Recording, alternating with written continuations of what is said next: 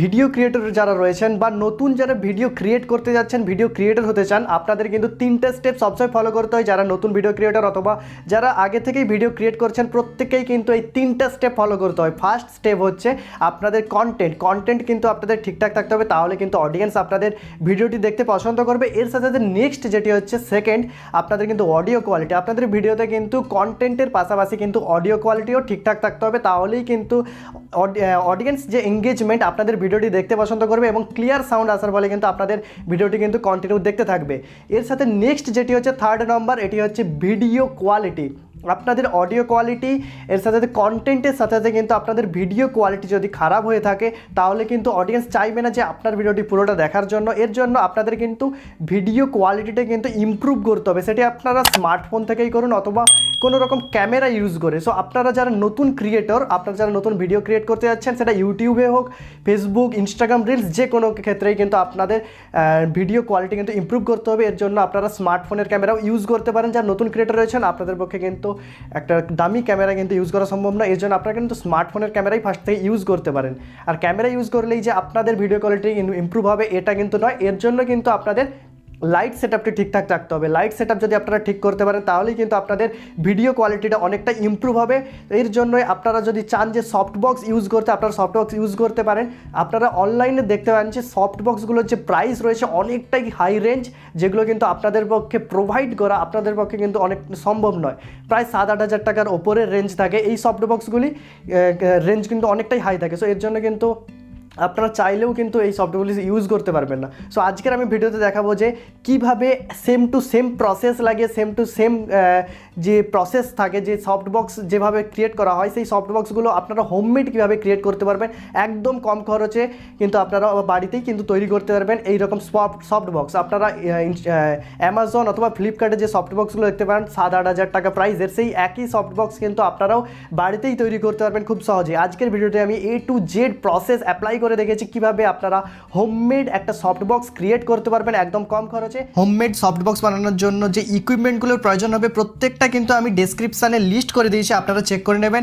এবং প্রত্যেকটা ইকুইপমেন্ট কিন্তু আপনারা যে কোনো বুক হাউস থেকে, বুক শপ থেকে কিন্তু আপনারা পেয়ে যাবেন।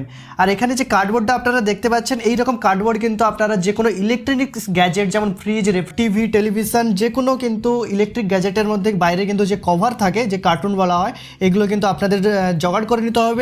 আর এই রকম শেপে আপনাদের কিন্তু কেটে নিতে হবে। এখানে আপনারা দেখতে পাচ্ছেন যে প্রত্যেকটার মাপ দেওয়া রয়েছে 15 ইঞ্চিস, আর এদিকেও 15 ইঞ্চিস রয়েছে, আর একদম নিচে যে সরুটা রয়েছে এখানে 5 ইঞ্চিস। এইরকমভাবে কিন্তু আপনাদের মাপ করে কেটে নিতে হবে। আর এখানে আমি দুটো সফটবক্স বানানো দেখিয়েছি, তো এখানে আমি 8 পিস কেটে নিয়েছি। আপনারাও কিন্তু দুটো সফটবক্স বানানোর জন্য কিন্তু 8 পিস কেটে নেবেন এবং প্রত্যেকটা সফটবক্স বানানোর জন্য কিন্তু 4 পিস করে কিন্তু কার্ডবোর্ড এরকমভাবে কেটে নিতে পারেন।